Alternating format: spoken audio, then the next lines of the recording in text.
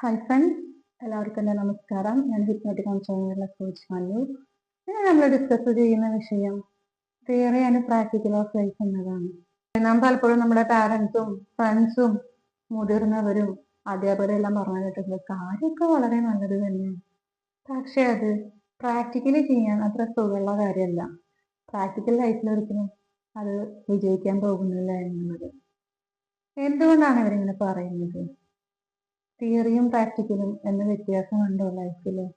നമുക്കതിനെ കുറിച്ചൊന്ന് സ്വന്തം താല്പര്യങ്ങൾക്കും മനോഭാവങ്ങൾക്കും അനുസരിച്ചാണ് പലപ്പോഴും പലരും ഓരോ സംഭവങ്ങളെയും നോക്കി കാണുന്നതും വിശദീകരിക്കുന്നതും. ഇങ്ങനെ പല വിദ്യാധാരണകളോടും പൊരുത്തപ്പെട്ട് നമ്മുടെ പാരൻസും ടീച്ചേഴ്സും ഫ്രണ്ട്സും ഒക്കെ പറഞ്ഞു തരുന്ന പല കെട്ടുകഥകളിൽ നാം കുടുങ്ങിപ്പോയി അതാണ് റിയൽ ലൈഫ് എന്ന് ചിന്തിച്ച് ജീവിതത്തെ തിയറിയും പ്രാക്ടിക്കലും ആക്കിയിരിക്കുന്നു.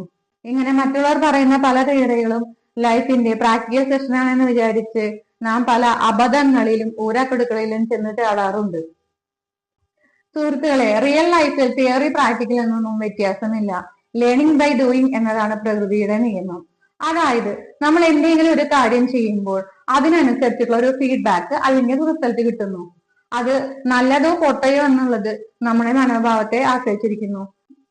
നല്ലൊരു കാര്യം ചെയ്യുകയാണെങ്കിൽ അതിന്റെ ഫീഡ്ബാക്ക് പോസിറ്റീവും, മോശമായ കാര്യങ്ങൾ ചെയ്യുമ്പോൾ അതിന്റെ ഫീഡ്ബാക്ക് നെഗറ്റീവും ആയിരിക്കും. എന്ന് വെച്ച് എല്ലായ്പ്പോഴും നന്മയും സത്പ്രവർത്തികളും ചെയ്യുന്നവർക്ക് മുഴുവൻ പോസിറ്റീവ് ഫീഡ്ബാക്കുകൾ മാത്രമേ കിട്ടുകയുള്ളൂ എന്നതിന് യാതൊരു അർത്ഥവും ഇല്ല. പലപ്പോഴും നാം ഇടപഴകുന്നത് നമ്മുടെ അതേ വേവ് ലെങ്തോ നമ്മുടെ അതേ ചിന്താഗതികളോ ഉള്ള ആൾക്കാരോടായിരിക്കണമെന്നില്ല.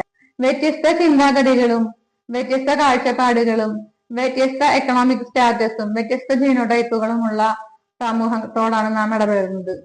അതുകൊണ്ട് തന്നെ ഒരാളിൽ നിന്ന് ലഭിക്കുന്ന പോസിറ്റീവ് ഫീഡ്ബാക്ക് അതേപോലെ മറ്റൊരാളിൽ നിന്ന് ലഭിക്കണമെന്നില്ല. വ്യക്തികൾ പലപ്പോഴും നമ്മുടെ നന്മയെയല്ല നിഷ്കർഷിക്കുന്നത്, അവർക്ക് നമ്മിൽ നിന്ന് ലഭിക്കുന്ന ഗുണത്തെയാണ്.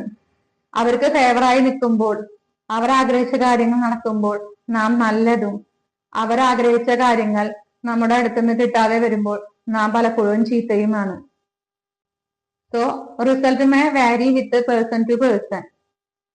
അതുകൊണ്ട് തന്നെ മറ്റുള്ളവർക്ക് ലൈഫിൽ എക്സ്പീരിയൻസ് ചെയ്യേണ്ടി വന്ന അനുഭവങ്ങളെ വെളിച്ചത്തിൽ ഉണ്ടായ പല ഊഹാപോഹങ്ങളും തിയറികളും പൊടിപ്പും ചെങ്ങലയും വെച്ചുണ്ടാക്കുന്ന പ്രാക്ടിക്കലിൽ നിങ്ങൾ ഒരിക്കലും കുടുങ്ങിക്കിടക്കരുത്. വളർന്നു വരുന്ന തലമുറകളെ അവർ ഭയപ്പെടുത്തുകയും ഭീഷണിപ്പെടുത്തുകയും സുരക്ഷയുടെ പ്രശ്നം പറഞ്ഞ് സ്നേഹത്തിന്റെ മേലങ്കി അണിഞ്ഞ് അവരെ വഴിതെറ്റിക്കുകയും ചെയ്യുന്നുണ്ട്.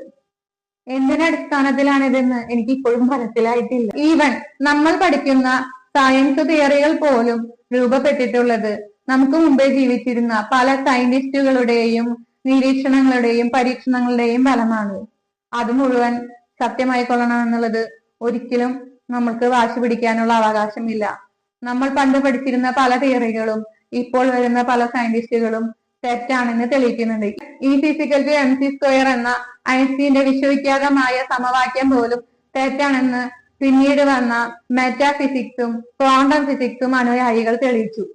അപ്പോൾ സയൻസ് പഠിച്ച പല സ്റ്റുഡൻസിന് തന്നെ അനുഭവം ഉണ്ടായിട്ടുള്ളതാണ്. നമ്മൾ തിയറിയൊക്കെ ബൈഹാർട്ടായി പഠിച്ചാലും പ്രാക്ടിക്കലി ചെന്ന് ചെയ്യുന്ന സമയത്ത് അതിൽ ഉദ്ദേശിച്ച റിസൾട്ട് കിട്ടാറില്ല എന്നുള്ളത്. പലപ്പോഴും നമ്മൾ ചെയ്യുന്ന പ്രൊസീജിയർ ശരിയാവാതെയോ അതല്ലെങ്കിൽ തിയറി വേണ്ടത്ര ബൈഹാർട്ട് ആവാത്ത പ്രശ്നം കൊണ്ടല്ല. ചില സമയത്ത് സിന്റാക്സ് എറർ എന്ന് പറഞ്ഞിട്ട് കാണിക്കാറുണ്ട്. അത് എക്യുപ്മെന്റ്സിന്റെ പ്രശ്നമാണ് വരുന്നത്.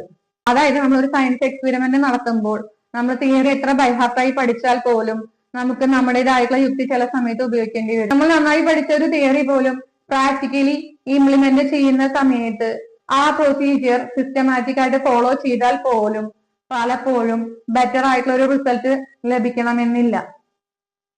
നമുക്ക് കിട്ടുന്ന റിസൾട്ടുകൾ ഒന്നിലധികം കാര്യങ്ങളെ ഡിപ്പെൻഡ് ചെയ്തിരിക്കുന്നു. എക്സാമിനറുടെ കൈകളുടെ വേഗത, കാഴ്ച ശക്തി, കേൾവി ശക്തി, അനലിറ്റിക്കൽ പവർ, എക്യുപ്മെന്റ്സിന്റെ മാനുഫാക്ചറിങ്, കെമിക്കൽ റിയേജൻസിന്റെ സ്വഭാവം. അതിൽ തന്നെ പഴയതും പുതിയതുമായിട്ടുള്ള കെമിക്കൽ റിയേജൻസ് വെച്ച് ചെയ്യുമ്പോൾ ഉണ്ടാകുന്ന റിസൾട്ടുകൾ ഒരുപാട് വ്യത്യാസം വരും. ഇതെല്ലാം ശരിയായി വന്നാലും ഹ്യൂമിഡിറ്റിയും ടെമ്പറേച്ചറും അതിനും ഒരു റോളുണ്ട്. ചിലപ്പോൾ നമ്മുടെ ആൻസർ തെറ്റിക്കാൻ വേണ്ടിയിട്ട് ഇതിലേതെങ്കിലും ഒന്ന് മാറിയാൽ മതി.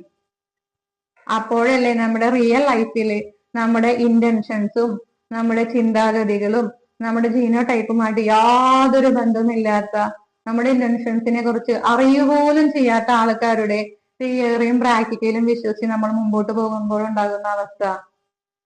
So beware of your behaviour, character and thought. Namaste.